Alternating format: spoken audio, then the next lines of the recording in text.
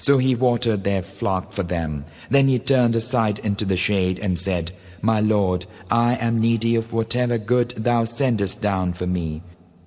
Then there came unto him one of the two women, walking shyly. She said, Lo, my father biddeth thee, that he may reward thee with a payment, for that thou didst water the flock for us. Then, when he came unto him and told him the whole story, he said, Fear not, thou hast escaped from the wrongdoing folk. One of the two women said, O my father, hire him, for the best man that thou canst hire is the strong, the trustworthy. He said, Lo, I fain would marry thee to one of these two daughters of mine, on condition that thou hirest thyself to me for the term of 8 pilgrimages. Then if thou completest 10, it will be of thine own accord, for I would not make it hard for thee. Allah willing, thou wilt find me of the righteous. He said, That is settled between thee and me. Whichever of the two terms I fulfill, there will be no injustice to me, and Allah is surety over what we say. Then when Moses had fulfilled the term and was traveling with his housefolk, he saw in the distance a fire, and said unto his housefolk, Bide ye here. Lo, I see in the distance a fire. Peradventure I shall bring you tidings thence, or a brand from the fire, that ye may warm yourselves. And when he reached it, he was called from the right side of the valley in the blessed field from the tree, O Moses, lo, I, even I am Allah, the Lord of the worlds. Throw down thy staff. And when he saw it writhing as it had been a demon, he turned to flee headlong. And it was said unto him, O Moses, draw nigh and fear not. Lo, thou art of those who are secure.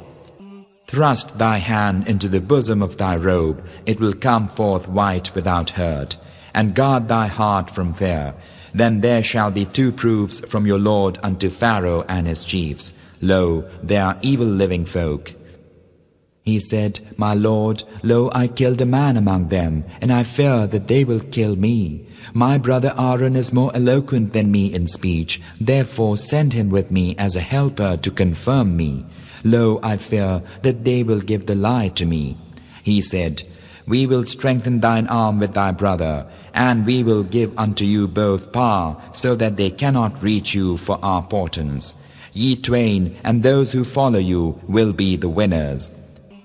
But when Moses came unto them with our clear tokens, they said, This is naught but invented magic. We never heard of this among our fathers of old. And Moses said, My Lord is best aware of him who bringeth guidance from his presence, and whose will be the sequel of the home of bliss. Lo, wrongdoers will not be successful. And Pharaoh said, O chiefs, I know not that ye have a God other than me. So kindle for me a fire, O Haman, to bake the mud, and set up for me a lofty tower, in order that I may survey the God of Moses. And lo, I deem him of the liars. And he and his hosts were haughty in the land without right, and deemed that they would never be brought back to us.